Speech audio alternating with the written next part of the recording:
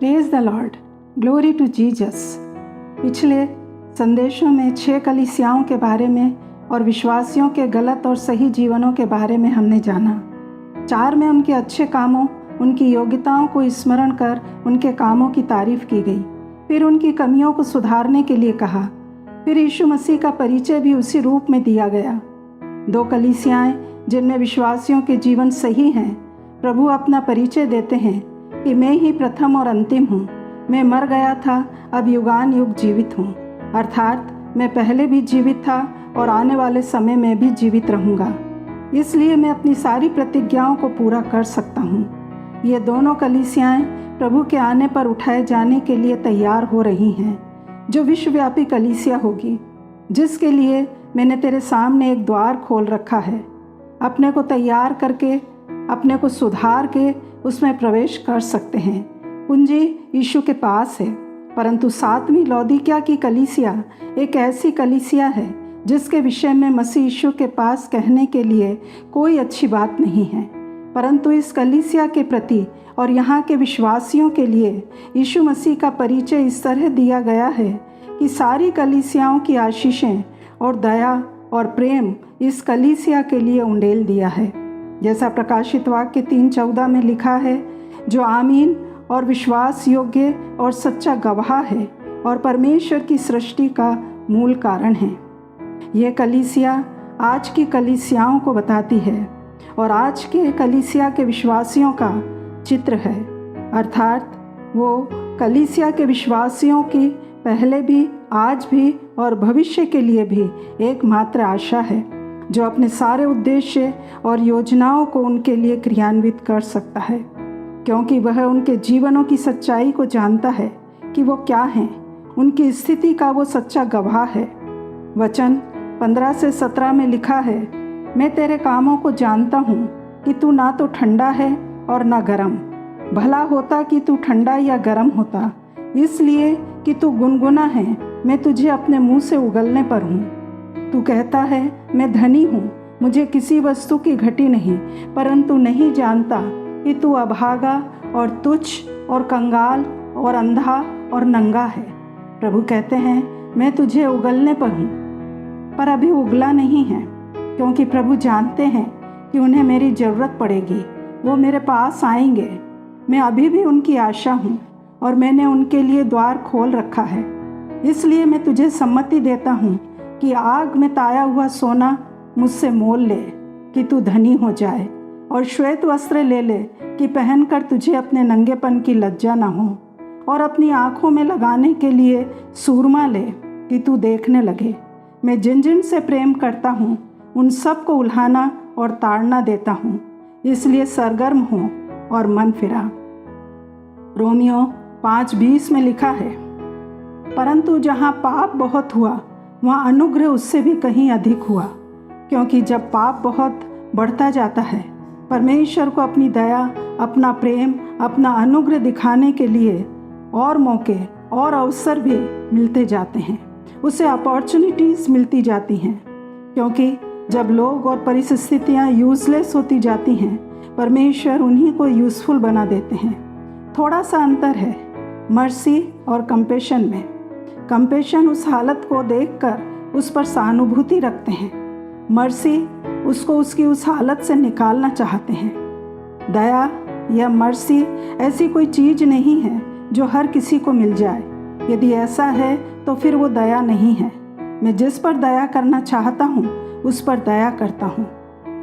हम तो उगले जाने के योग्य हैं, पर हम पर दया की और अपनी बारी में काम के लिए बुला लिया और कलीसिया का दर्जा दिया, और अब दुल्हन का दर्जा मिलने वाला है।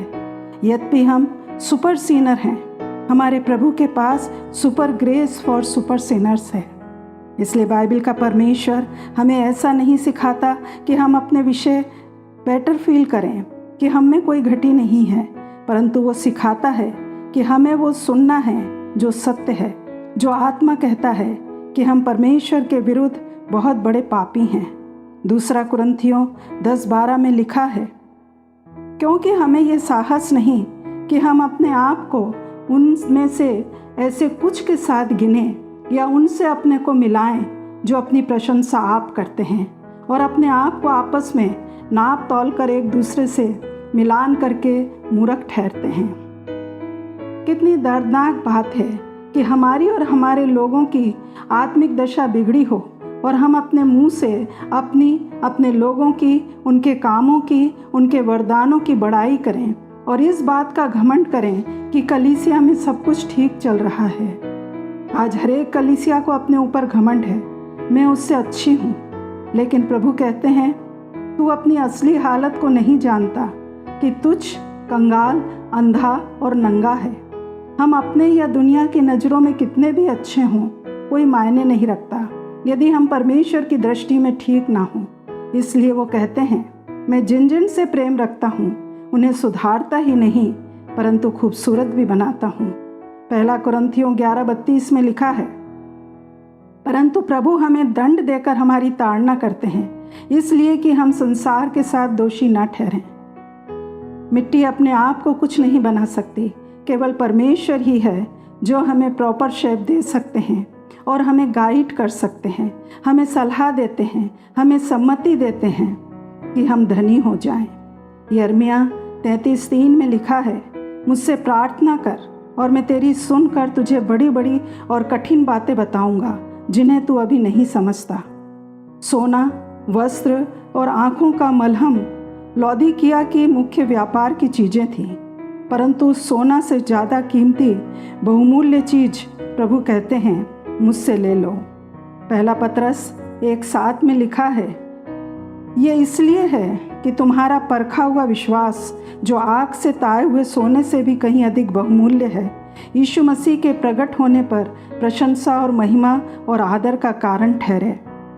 महंगे महंगे वस्त्रों के निर्माण का वो नगर बहुत बड़ा केंद्र था, परंतु यीशु श्वेत वस्त्र लेने के लिए कलीसिया को ऑफर दे रहे हैं ताकि वो उनके आत्मिक नंगेपन को ढांप सकें।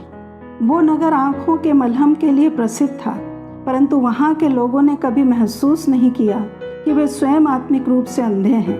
प्रसिद्धि ने उनकी आँखों को बंद कर दिया था। यीशु ऑफर दे रहे हैं कि उनकी आत्मिक आँखें खुल जाएं। यहाँ भारी संख्या में यहूदी रहते थे जो सारे विश्व में संपन्न और प्रभावशाली थे, परंतु उनकी प्रॉस्पेरिटी ही उनकी पॉवर्टी थी। उन्हें कंगाल कहा क्योंकि उनकी भौतिक संपन्नता उनकी आत्मिक संपन्नता को खरीद नहीं सकती। सब कुछ आज हमारे पास है, पर वचन की संपन्नता और ताज़ा प्रकाशन नहीं है। आशीष का प्रकाशन है, चंगाई और आशीषों को चाहते हैं और मांगते रहते हैं, ये दे दो, वो दे दो, पर यीशु को नहीं चाहते। हम कंगाल हैं, अनाज्ञाकारी, कुड़कुड़ाने वाले, जितना भी मिल जाए संतुष्ट नहीं होते। कितने तुच्छ और अभागे हैं। संसार और शैतान ने एंटरटेनमेंट के सारे रास्ते खोल रखे हैं, पर मन में आनंद नहीं, शांति नहीं। इस नगर में पानी 2 जगहों से जो कई मील दूर थे वहाँ से आता था। उनका वाटर पंप इन 2 जगहों से जुड़ा हुआ था। एक स्थान का पानी गर्म था जो मेडिसिन के काम में आता था, दूसरे स्थान का पानी ठंडा था जो मीठा और पीने लायक था। परंतु लौदीकिया आते आते वो पानी गुनगुना हो जाता था। गुनगुना हो जाने से पीने लायक नहीं रहता था, यूजलेस था, क्योंकि ठंडा और गर्म दोनों का पर्पस खत्म होता जाता था। आज विश्वासी और कलीसियाएं गुनगुनी हैं, क्योंकि जल का सोता जो आनंद और शांति देता है उनमें नहीं है। तुम मेरे लिए बिल्कुल यूजलेस हो, क्योंकि तुम गुनगुने हो। तुम्हारे जीवन का कोई पर्पस नहीं है, इसलिए मैं तुम्हें मुंह से उगलने पर हूँ। पर इससे पहले सरगर्म हो, मन फिरा। देख, मैं द्वार पर खड़ा खटखटाता हूँ। यदि कोई मेरा शब्द सुनकर द्वार खोलेगा तो मैं उसके पास भीतर आकर भोजन करूँगा और वह मेरे साथ। जो जय पाए मैं उसे अपने साथ सिंहासन पर बैठाऊँगा, जैसे मैं भी जय पाकर अपने पिता के साथ उसके सिंहासन पर बैठ गया। यीशु ने तो हमारे लिए द्वार खोल रखा है, परंतु हमने अपने हृदय के, घरों के, कलीसिया के द्वार यीशु के लिए बंद कर रखे हैं। उनके नाम से हम बहुत कुछ मांगते रहते हैं, परंतु उनकी संगति नहीं चाहते। यीशु अविश्वासियों से द्वार खोलने की बात नहीं कह रहे, परंतु विश्वासियों से, कलीसिया से कह रहे हैं, मैं द्वार पर खड़ा खटखटा रहा हूँ, क्योंकि वे मेरे नाम से मसीह कहलाते तो हैं, पर मुझे अपने जीवन से, कलीसिया से बाहर कर रखा है। यीशु का उनसे विशेष कंसर्न है। उन्होंने कठोर निंदा की, चेतावनी दी, सलाह दी, पर अब उनसे अपील कर रहे हैं। नाराजगी के पीछे उनका प्रेम है। देख, मैं द्वार पर खड़ा खटखटाता हूँ। चाहे हम कैसे भी हैं, प्रभु हमें चाहते हैं। वो हमें अपने साथ अपने सिंहासन पर बैठाना चाहते हैं। अपना सिंहासन कलीसिया के साथ शेयर करना चाहते हैं। कोई भी वचन और कोई भी प्रतिज्ञा बाइबल की पूरे हुए बिना नहीं रहेगी, परंतु अपनी प्रतिज्ञाओं को पूरी करने के लिए वो यूहन्ना को प्रकाशित वाक्य 4 में दर्शन में अपनी प्रतिज्ञा को पूरा होते हुए दिखाते हैं। वहाँ लिखा है, इन बातों के बाद मैंने दृष्टि की तो क्या देखता हूँ कि स्वर्ग में एक द्वार खुला हुआ है और वो कहता है, यहाँ ऊपर आ जा और मैं वे बातें तुझे दिखाऊंगा जिनका पूरा होना अवश्य है। तुरंत मैं आत्मा में आ गया और क्या देखता हूँ कि एक सिंहासन स्वर्ग में रखा है और उस सिंहासन पर कोई बैठा है। उस सिंहासन के चारों ओर 24 सिंहासन हैं और इन सिंहासनों पर 24 प्राचीन श्वेत वस्त्र पहने हुए बैठे हैं और उनके सिरों पर सोने के मुकुट हैं। 24 प्राचीन 12 पुराने नियम के संतों को और 12 नए नियम की कलीसिया को रिप्रेजेंट करते हैं। प्रियो, यीशु मसीह द्वार पर खड़े खटखटा रहे हैं।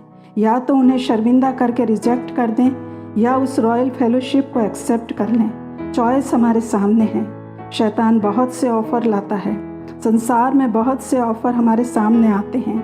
उसमें हमारे सामने चुनाव होता है कि हम मसीह के लिए द्वार खोलते हैं या उसे शर्मिंदा करके वापस कर देते हैं। जो प्रभु यीशु को ईमानदारी से ग्रहण करेंगे, उनका स्वर्ग में स्वागत किया जाएगा, क्योंकि स्वर्ग का द्वार उनके लिए खुला हुआ है। प्यारे पिता, इन वचनों को समझने के लिए हमें समझ और बुद्धि दें, यीशु मसीह के नाम में।